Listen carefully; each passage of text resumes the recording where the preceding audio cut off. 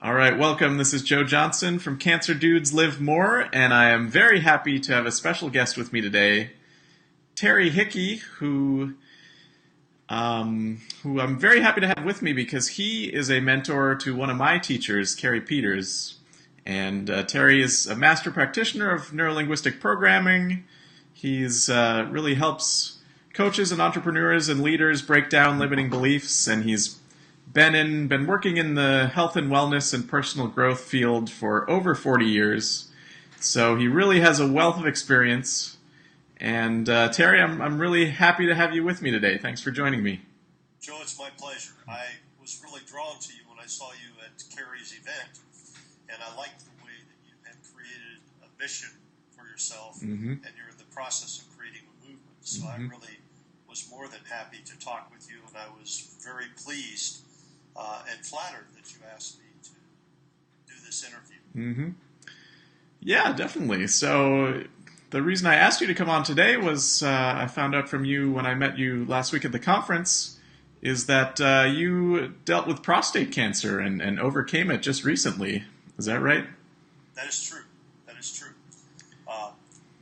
It was an interesting, great word, interesting health challenge that really, I think, brought out the best of me, and it really caused me, as are often the case with a health challenge, to really ask what the greater purpose of that is. And that's what I chose to do. I asked, what's the meaning? What am I supposed to learn from this? And it really did bring that out in me. And I had mentioned to you that I remembered a quote from Lance Armstrong's book where he talked about overcoming testicular cancer, where he had connected with someone through the internet who had had cancer, and the person said, "We're the lucky ones." And what he was implying by that is that when you can have a health challenge and use it to grow, it brings out the best in you. It can actually be a gift in disguise. And I think that's probably something that not a lot of people realize. A lot of people are thinking it's a big problem. They're not thinking it's an opportunity. Well, it's real interesting that just by thinking it's an opportunity, it changes the whole way. I suspect it changed the way that I approached it. And I can't imagine that it wouldn't do the same for others. And in what way did it change how you approached it? It made me really question what was the gift. And it made me look at some things that intrinsically I knew were important to change if I was going to have a good outcome. And one of them was an innate tendency that I've grown up with to have difficulty asking for help.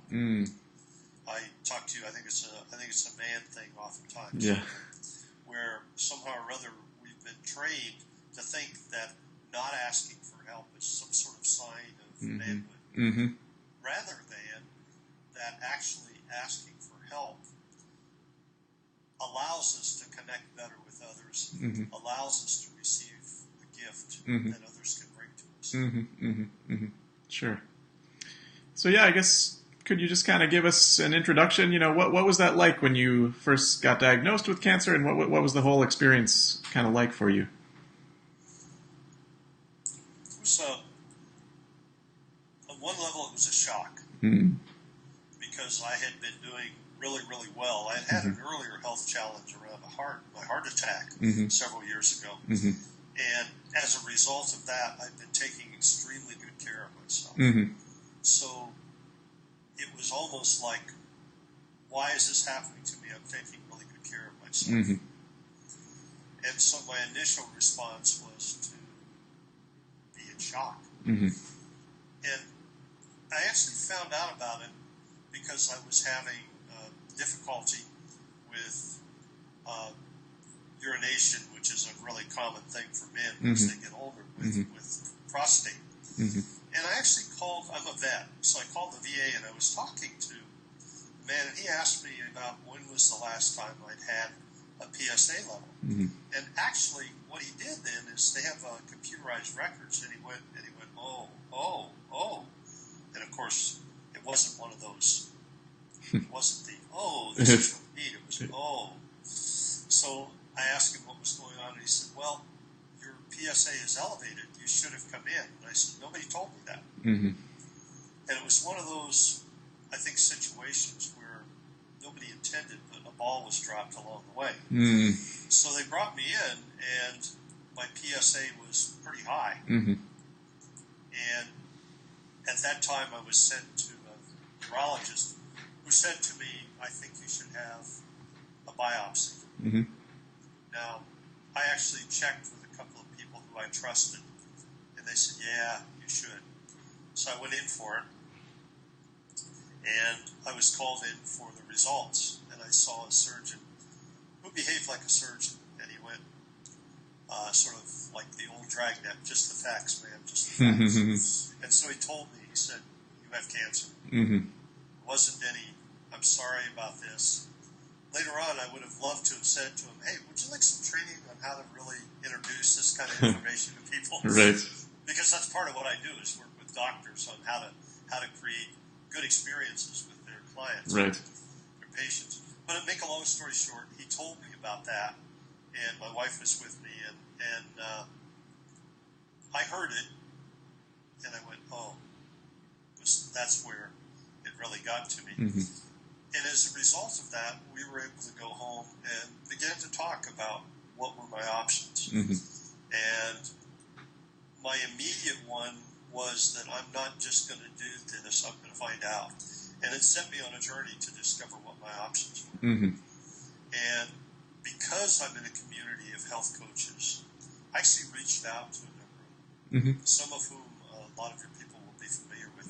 Andrea Nakayama is an example, who's an incredible functional nutritionist, gave me a lot of help. I reached out to a lot of people who had been clients of mine who I knew their specialty was health. And so I got lots of support, lots of recommendations, lots of encouragement, prayers. And I decided that because of that, I was going to really share my journey. And so I began blogging about it.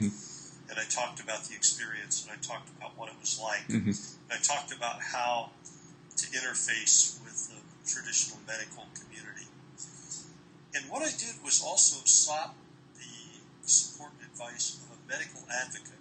And it's something that I'd really recommend to people, that if you're going through cancer and you're not sure about what your options are and you've heard conflicting information, by all means seek out a medical advocate. And this particular person I sought out is Mark Renneker out of San Francisco. And what medical advocates do is that he had me send my records, and they take a look at all your records, and they actually see what's happening. They take a look at, are there other conditions that are contributing or that you need to attend to?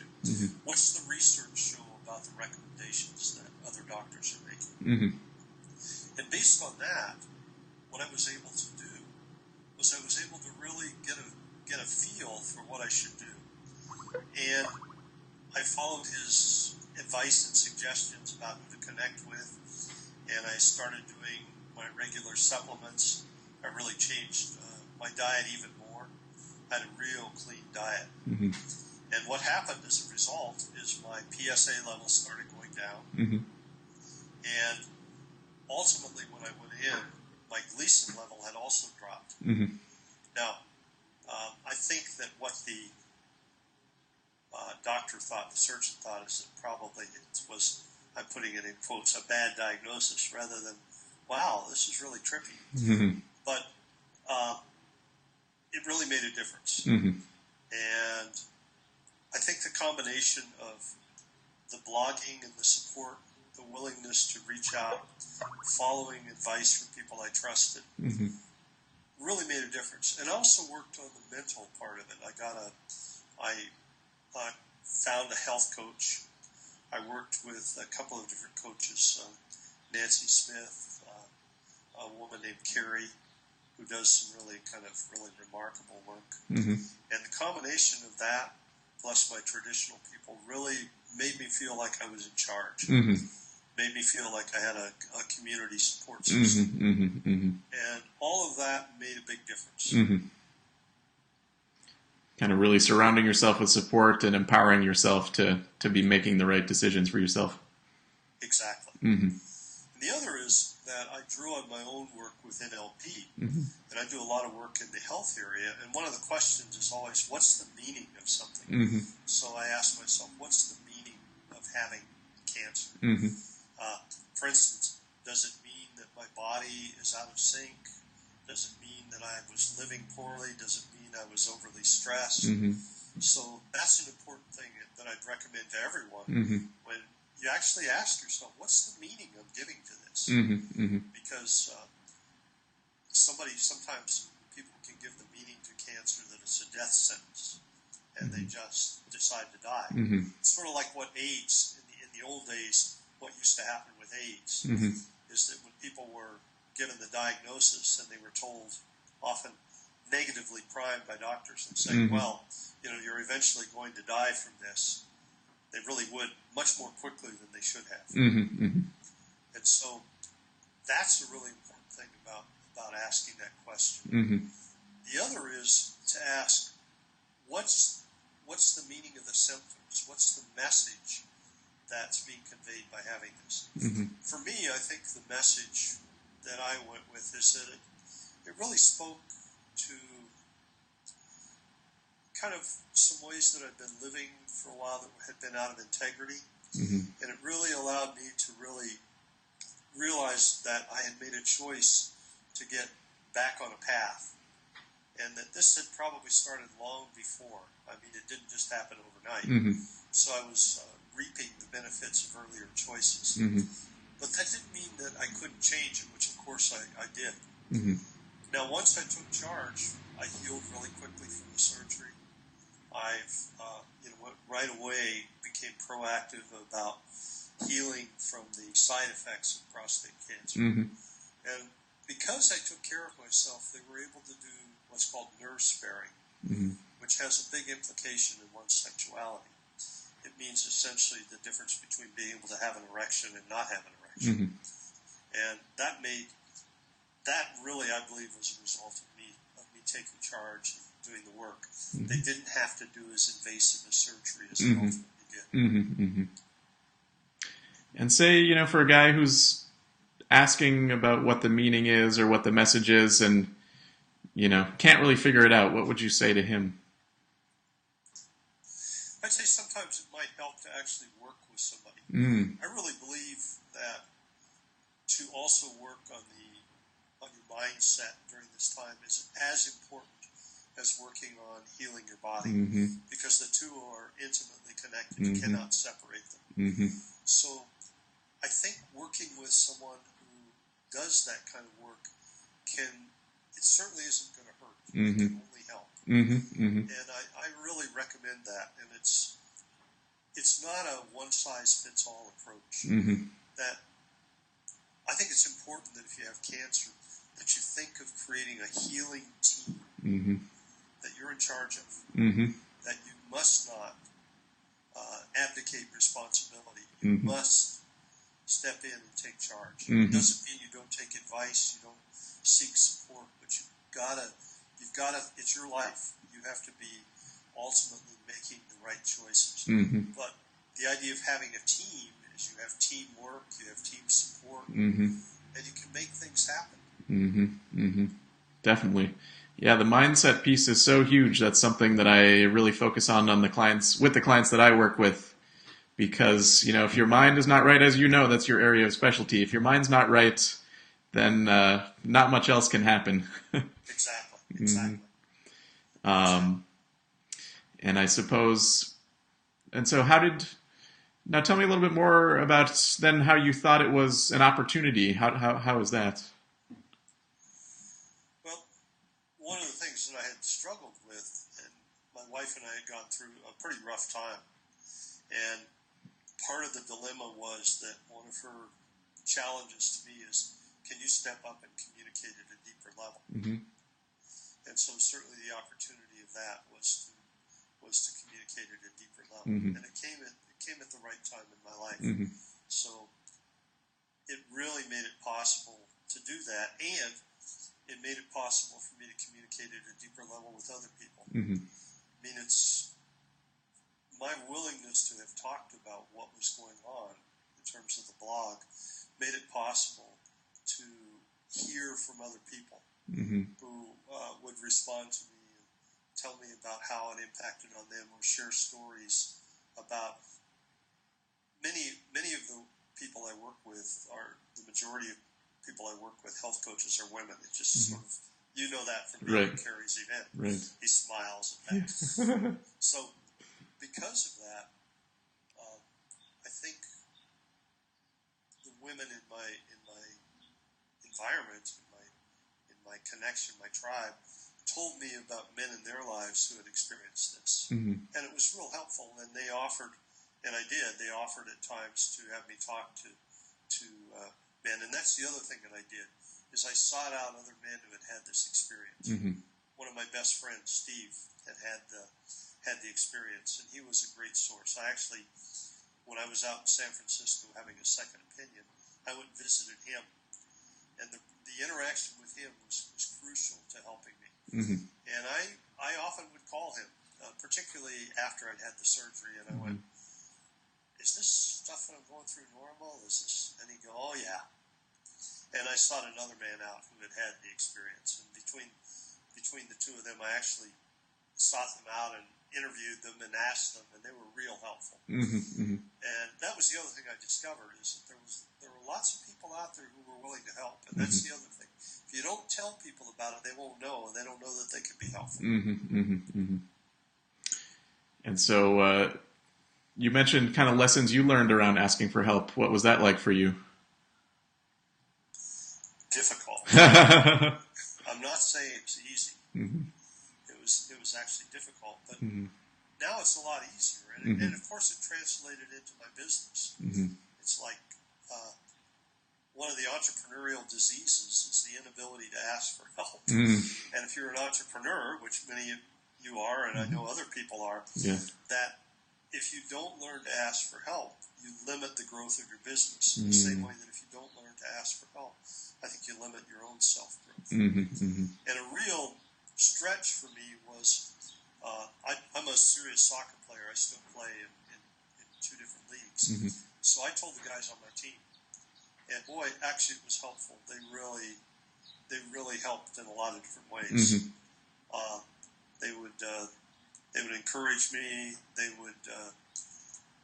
would reach out, send me emails. One of them came to visit me in the hospital. I mean, it was really a useful experience to do that. And now, what would you say to a guy who's maybe just been diagnosed with cancer, and he's thinking, there's no way this is an opportunity. There's no way this can be a positive thing. What would you say to him? Kind of somebody in that place.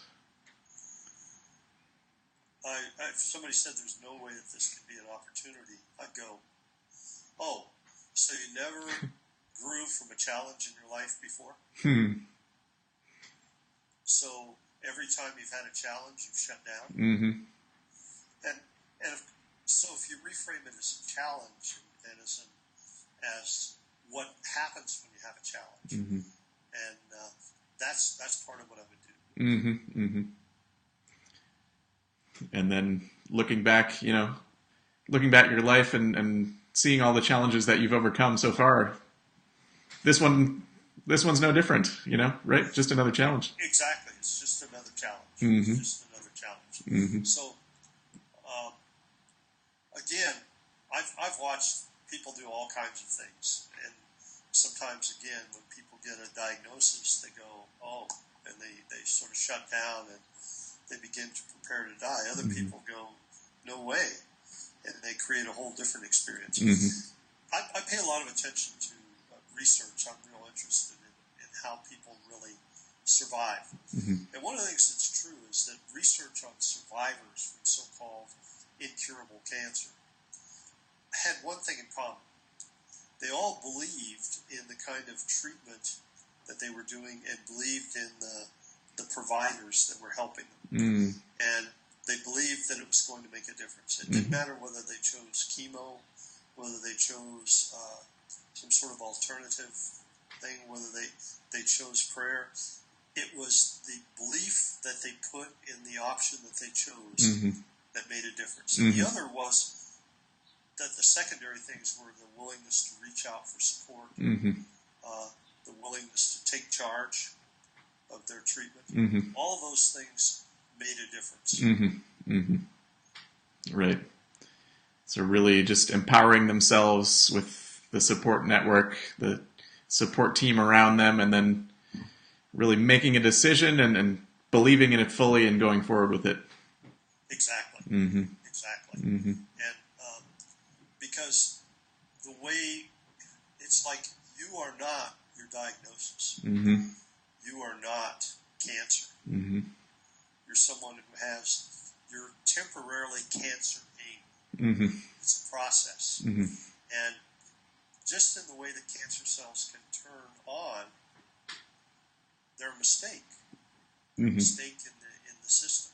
Right. And they're always, the potential is always there, but they're either, most of the time our system recognizes it and it doesn't encourage the growth, but every once in a while cancer gets a foothold and there are conditions that allow it to grow, and if you change those conditions, then you can impede the growth. So if it can be turned on, it can be turned off. And that's the key, and that's where the mind is so powerful. And if you employ that kind of thinking and that kind of approach, it cannot hurt. It can always help. Right. And so now you mentioned you were working with your health coach. Can you tell me a little bit more about specifically what you did with her and how that was for you? Well, it took me in a lot of directions that I wouldn't have necessarily thought of. It had a lot to do with going back in time and looking at some earlier kinds of decisions that have impacted on me. And it just seemed, I think, by doing that, by going back and clearing up some stuff from the past, particularly that I grew up in South America, and my dad worked for a mining company in Peru. And I went away to boarding school when I was 14. And I think boarding school is where I learned how to be pretty guarded and learned how to not disclose very much because it was not safe. It was, boarding schools are, they can be a difficult place to be in. It's sort of like that's why when I went into the Army, it was like, been here, done that. I'd seen that before. Yeah. And it was the same kind of thing, the same kind of adherence to rules, structure, etc. So it was looking at all of the kinds of decisions that I'd made that shut me down in certain ways, and the importance of opening up to possibilities. And so there were a lot of journeys that the health coaching took me.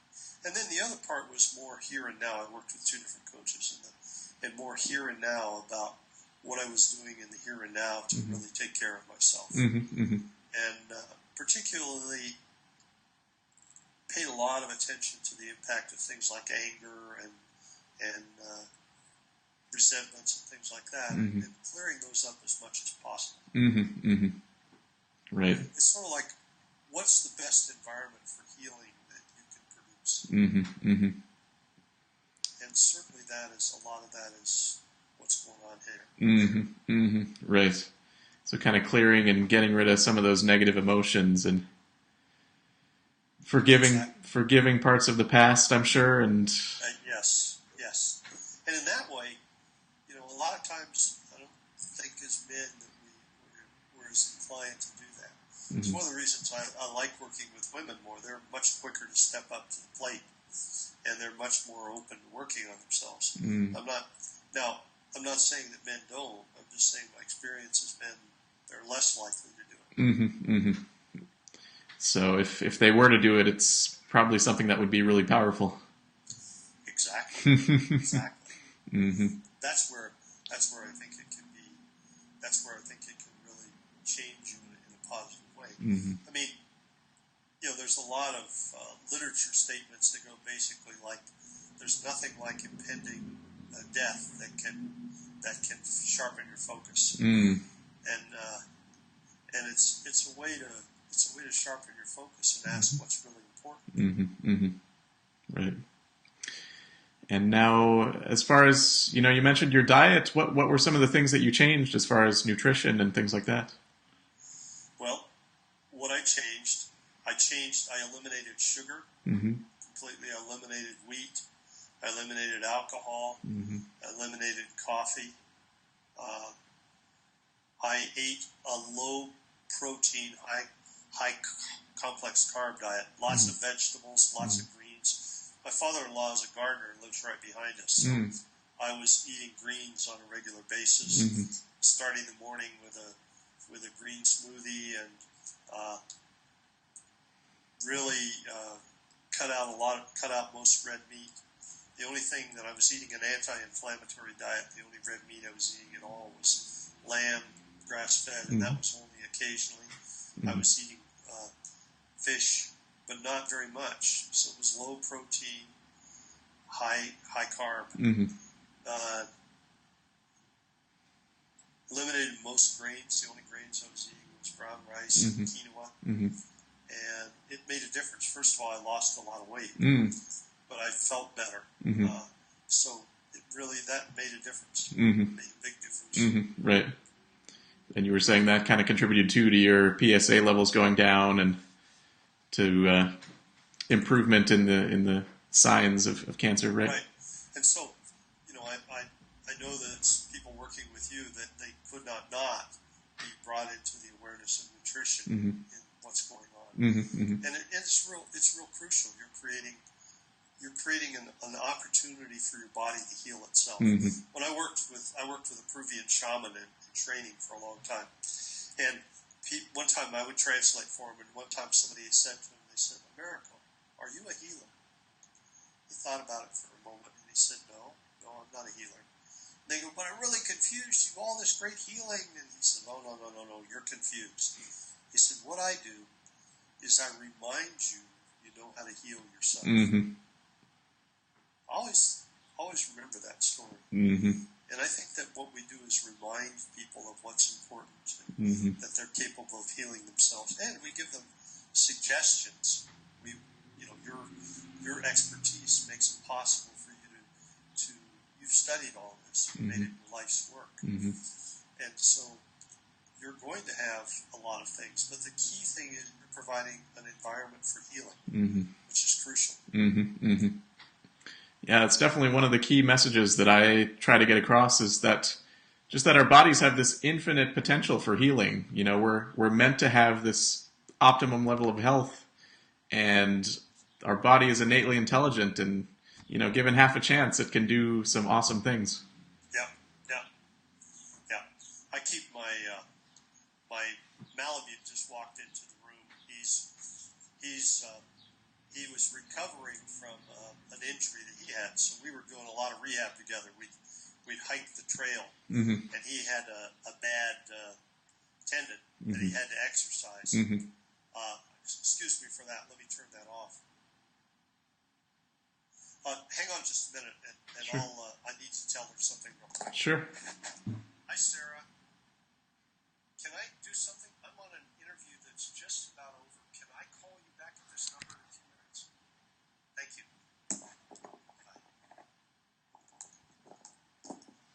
I apologize. I forgot about that. No problem. But I was saying, let me pull him over. Nah, never mind. I always like showing him off. But we did. That was the other thing, is that I made it something that the recovery, something that was fun also. So I know that he needed to recover, so we were doing it together. I kind of saw him as my workout buddy, and we would hike. I live in Tucson, and we would hike mountain trails, and it really made a difference. Right. And I think you made a great point earlier. Just since the body has this capacity for healing, it's how can you create the best environment? With your nutrition, with your beliefs, with your mindset, with your support team around you, and how can you give yourself the best chance to really give yourself the best outcome? Exactly. That's real crucial. That's real crucial. Yeah. So, is there any Any final words of advice that you would give to maybe a man who's recently been diagnosed, or anything that you think he should know? Again, that you really have to be willing to ask, what's the gift in this? And I know that on one level that's pretty crazy, but I'll bet if you look over your life, there are things that happened that at the time you happened were not certainly the kind of challenge you would have asked for, but ultimately it made you the man you are today. And there were more than one of those. And so this also can be an opportunity to learn a lot about yourself. It can be an opportunity to maybe take charge of your health in a way that you've been putting off or not dealing with. And again, what are you going to do? And it's like, how are you going to approach this? What's the meaning you're going to give to it? And if you're willing to ask those kind of questions, I think that ultimately you'll heal in a way that's right for you. That's what I would say. Definitely. Yeah, well, that's great advice. Well, thank you so much, Terry, for talking with me today. We covered a lot of great info, and I really appreciate it. Thank you. We had some trouble getting started here, but it worked out. Yeah, definitely. I appreciate the opportunity, and I hope that this will be helpful to the people you work with. Definitely. I'm sure it definitely will. And if anybody watching this would like to know more about Terry, his website is terryhickey.com, and he has a lot of great information up there about all the stuff we were talking about beliefs and how powerful they are and how you can change them to have more success. So definitely check out terryhickey.com. And this has been great, Terry. Thanks again. Joe, thank you. I appreciate the opportunity. All right. Well, have a great day, and I'll be talking to you soon. Okay. Bye-bye. All right. Bye-bye.